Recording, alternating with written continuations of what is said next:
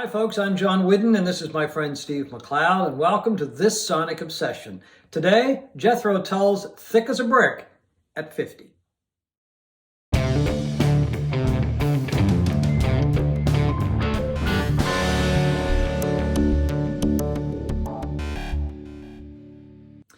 Jethro Tull's Thick as a Brick just turned 50 years old. Unbelievable. It is unbelievable. It's just blown away by how quickly time goes. But anyway, that's another show. And it has more respect today than I think it did 50 years ago. Do you think Don't so? you think? Well, it's one of my favorite Well, it is my favorite prog album, so I'd have to disagree with that. But did you like it from the get-go? Oh God, yes. Oh, okay. Well, there you go. Well, Oh, tell me why you liked it from the get-go, because I didn't.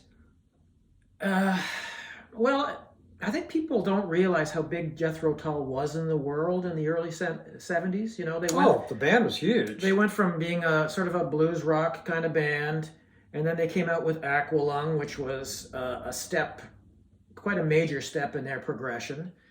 And then they went full prog with Thick as a Brick. And of course, I was in full prog mode in 1972. Yeah. And I just thought it was the most amazing thing I'd heard, you know, to prog at that point. And it remains my favorite prog album of all time. Did you realize at the time that it was a spoof on prog albums? No, probably not. Okay. No, didn't matter to me. It was, it was funny. It was amusing. Musically, it was very complex for, my 17-year-old little head to wrap itself around. And I think it holds up amazingly well today, for an album that is a prog album. And while a lot of prog has sort of fallen by the wayside, is not surviving 50 years, I think this is still a tremendous album. And you're right, it was done as a parody, to bands like Yes and Emerson, Lake and Palmer, and it was done as a reaction to the idea that Aqualung was kind of proggy, and that a lot of people thought it was a concept album. Yeah. And Ian Anderson said it wasn't a concept album, it's just a collection of songs. But if you want to see a concept album, Here's a concept I've got album. the mother of all concept albums, and hence Thick as a Brick. Yeah, this is what he said about it. When progressive rock started out, it was all about bands such as ourselves moving beyond merely being influenced by American blues. We stopped trying to be the next Fleetwood Mac or Chicken Shack, a British blues band. In other words, derivative of Elmore James, and began to take on board so many diverse musical ideas. It was exciting and dynamic. But by the time the 70s had begun, bands like ELP were a little up their own arses. Yeah. Everything was too serious and overblown. So we set out with Thick as a Brick to show up this side of the genre. And the irony is he produced one of the greatest Well, prog that is albums ironic. of all time. Prog magazine calls it the 5th best prog album of all time. Rolling Stone, in their list of prog albums, had it at number 7. It went to number 1, Thick as a Brick did, in Canada and the US. It only went to about 5 or something in Britain. And it springboarded them from kind of a smallish band to a major band in 72, 73, 74 that filled arenas around North America for sure. Yeah. And so I don't know what he intended initially, but he succeeded beyond, I'm sure, his wildest dreams. Yeah, I kind of go back to before that for my favorite Jethro Tull. I really liked Stand Up. Yeah. I love Benefit. Mm-hmm. I really like Aqualung, but I think Benefit's still my favorite Jethro Tull album because the band wasn't over the top. Mm-hmm. I found when Thick as a Brick came out, I'm like, what is this? To me, it was just too overblown. It was too close to ELP. It was too close to what Yes ended up doing. And some of those, like Uriah Heep and bands like that. So I had to put the brakes on with Thick as a Brick. That's kind of where I stopped really liking. I didn't put the Jethro Tull. I didn't put the brakes on the brick until the next album, a Passion Play, which I thought was really up its own arse. Well, that was up its own arse. I mean, I don't know what they were intending to do with that album, but I've never understood that. And it was more full-on prog than Thick as a Brick ever was. Well, I think what happened to some of these groups is that they thought they could do anything and get away with it and keep their popularity. Because Jethro Tull was, like a lot of those British groups at that time, they would release a couple of albums and a third and fourth album, and they would steadily increase their popularity. Right. And they would come to North America and tour relentlessly. Yeah. You know, they would spend probably half the year in North America, touring anywhere.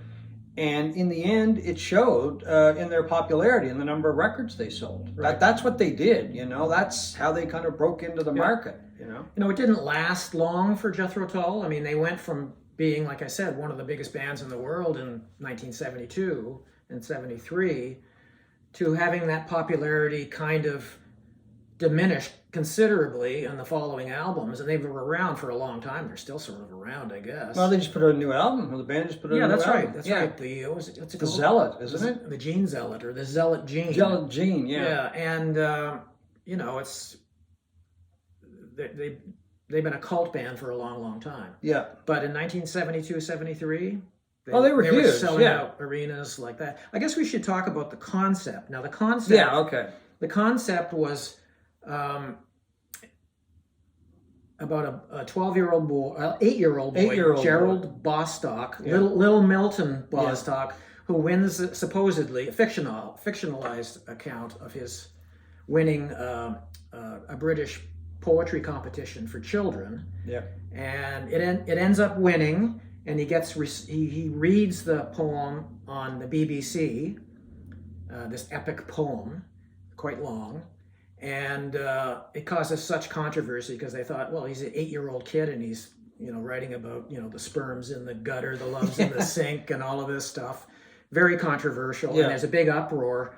So the judges repeal his win and take the win away from him. And so the whole album is about that. The album itself actually credits Gerald Bostock as writing the lyrics, but it was really Ian Anderson, of course. Yeah. And but there was also something about he had impregnated his 14-year-old girl. Yes. That threw another bad light on him as well, right? And his whole psychological being was being questioned, right? So, and this is what appeared. The great thing about the album, it came in the form of a small town newspaper. Yeah, filled with stories and fake, very Monty Python-esque stories. Well, Anderson was a huge fan of Monty Python and the Goons and all that stuff. That kind of British humor. And the main story on the cover of that album, which actually folded out, and you had 12 pages of stories. It says, a hastily reconvened panel of judges accepted the decision by 4 leading child psychiatrists that the boy's mind was seriously unbalanced and that his work was a product of, quote, an extremely unwholesome attitude towards life, his God, and country. Tull was always poking fun at good notions like religion and country. Bostock was recommended for psychiatric treatment following the examination without delay. The first prize was given to another girl, a 12-year-old girl, who her poem was entitled, He Died to Save the Little Children. So it's that kind of dark, very Monty Python-esque humor that permeates the whole album. Well, Anderson will never be accused of not having a sense of humor. No, the fake newspaper cover was a stroke of marketing genius as well, because his record company, which I think was Chrysalis, balked at it because saying it would be too expensive to pull this off, and it really drew people in, and gave this.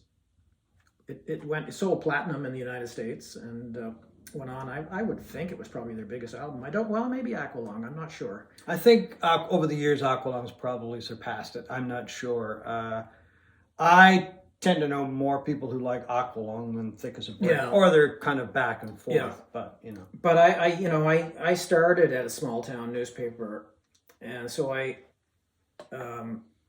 looking back and reading this thing now, it just tickles my funny bone because the small town paper I used to work for was funny, but it wasn't intentionally funny. Okay.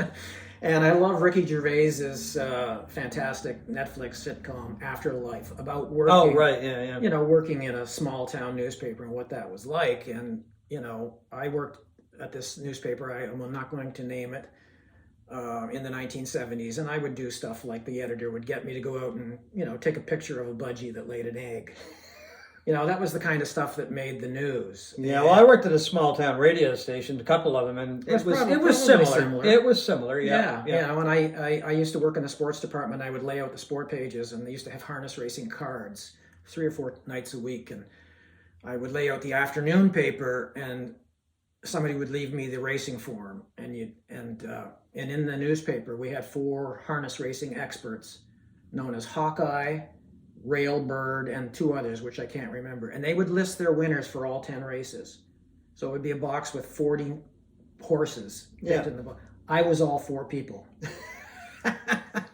So you can very much relate to so I can and the stuff about, you know, Ricky Gervais going off to, you know, see a kid who looks like Hitler, his parents say, and then you get there and he's dressed up exactly like Hitler. That's why, and with a little mustache. You know, that kind of humor sticks with me, and this is full of things like that. And there's even a well, a lot of people didn't get it at the time. No, like I didn't know. Well, I mean, you were 17 years old. Yeah, but, you know, a lot of the critics didn't get it. It didn't matter if it was a spoof or not. I enjoyed the music. I thought the musically. Well, the music is great. Yeah. I mean, I can't dispute that. It's just that I find the lyrics are just, you know, a little over the top. But a lot of Prog was a little over the top. Some of it a whole lot over the top. I find it very accessible. I didn't find it anything really terribly pretentious about it, even though they were trying to do that. Yeah. Like as a piece of music, it still works for me today. But Ian was saying, I think maybe in this issue, that it took them, Ian Anderson, it took them longer to write the stories for the fake newspaper than it took to actually produce the music. Yeah, I think the music was like, I don't know, a couple of weeks or something. Yeah, they recorded it, and but a lot of, as I said, a lot of that Prog was just really pretentious. You know, well, really the ultimate pretension in this, I mean, Prog, you know, some of the tropes are, you know, time signature changes, longer songs. This was one song. Yeah, one song, what, you know, 43 minutes. On 2 sides. The only thing that split it up was the fact that you had to flip flip it over. Probably would have been longer if they had CDs at the time. Yeah. But I love the album. I think it holds up tremendously, and it is my pick for favorite Prog album of all time. I do like it better than I used to. Let's put it that way. So what finally clicked for you? I wouldn't say 100%. I mean, I'm not going to rush out and buy a copy of it or anything. Yeah. I do like it. I appreciate it more. And as I became aware of the history of it over the years, I appreciate it more, because I do appreciate the fact that he was taking a poke at some of these bands that were really over the top. Yeah. And don't get me wrong, I liked some ELP, and I liked a lot of Yes. Me too. But Yes, to me, Yes fell over the edge when they did Close to the Edge. I mean, there are bits and pieces of it that I like, but that was the one. I think they went really off course with Typographic Ocean. Oh, that's when they went. Yeah, they totally off course. Four side double album. Each side was one song. Wasn't it written? Weren't they all written by various band members? Well, there were. I don't know. Various band members had a say in. I mean, I liked Close to the Edge, but that's when they kind of, to me, went over the edge, and I started to lose interest. I bought Tales from the Topographic Ocean, but I think I listened to it 2 or 3 times, and it was enough of that. ELP after Tarkus, no, I had my fill of that. So you stayed with it more than I did, so hats off to you. I guess that might be the best way to say it. So anyway, it has been 50 years. I'm assuming it's probably still selling copies. We're still talking about it, so it obviously made an impact. And once again, I do like it probably now more than I did back when it first came out. I didn't buy a copy of it.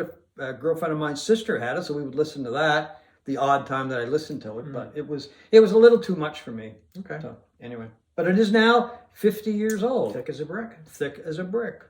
Anyway, that is our look back at Thick as a Brick on its 50th birthday. And thanks for watching this Sonic Obsession.